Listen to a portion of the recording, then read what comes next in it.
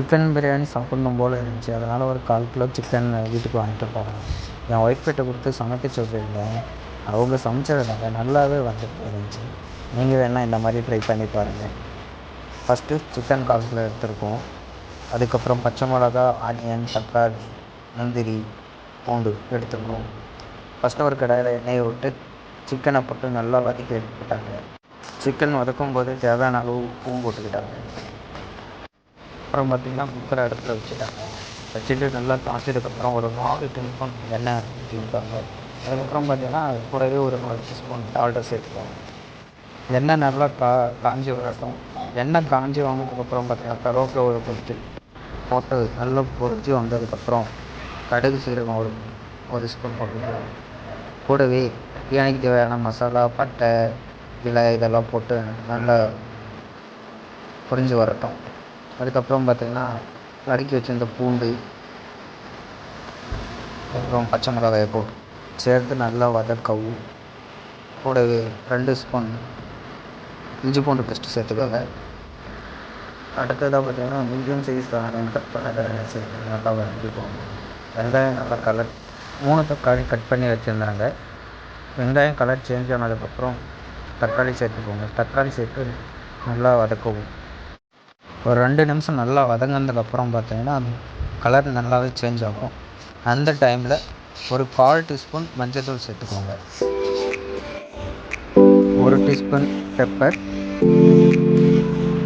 2 teaspoon garam masala, 2 teaspoon chicken masala, தேவையான அளவு பிரியாணி மசாலா சேர்த்துக்கோங்க. பிரியாணி மசாலா சேர்த்து நல்லா கிளறி விட்டுக்கோங்க. கிளறி விட்டதுக்கப்புறம் எடுத்து வச்சுருந்த 4 முந்திரி சேர்த்துக்கோங்க. ஆல்ரெடி வதக்கி வச்ச சிக்கனை இந்த மசாலாவில் போட்டு நல்லா கிண்டி விட்டுக்கோங்க.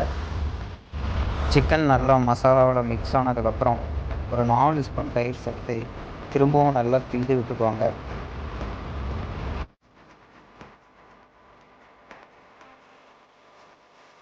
½ லெமன் எடுத்து இந்த மசாலாவை நல்லா புழிஞ்சு விட்டுக்கோங்க. அதை நல்லா கிண்டி விட்டுக்கோங்க. நம்ம 1/4 கேஜி சிக்கன் எடுத்துருக்கோம். அந்த 1/4 கேஜி சிக்கனுக்கு பார்த்திங்கன்னா 1½ கப் ரைஸ் எடுத்துருக்கோம். ஆல்ரெடி கழுவி வச்சுருந்த இந்த ரைஸை மசாலாவோட போட்டு மிக்ஸ் பண்ணிக்குவோம். 1½ கப்பு ரைஸுக்கு 3 கப் தண்ணி ஊற்றிக்குவோம்.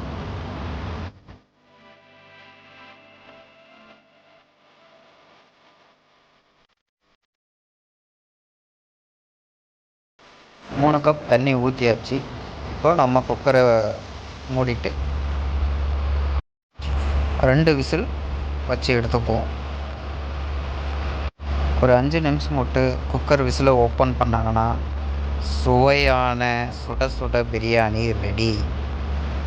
ஃபைனலாக நம்ம பறித்து வச்சுருந்த புதினா மற்றும் கொத்தமல்லி போட்டு நல்லா கிளறி விட்டு எடுத்தோம்னா பிரியாணி ரெடி. இது போல் இன்ட்ரெஸ்டிங்கான வீடியோவை பார்க்க சேனலை சப்ஸ்கிரைப் பண்ணாதவங்க சப்ஸ்கிரைப் பண்ணிக்கோங்க.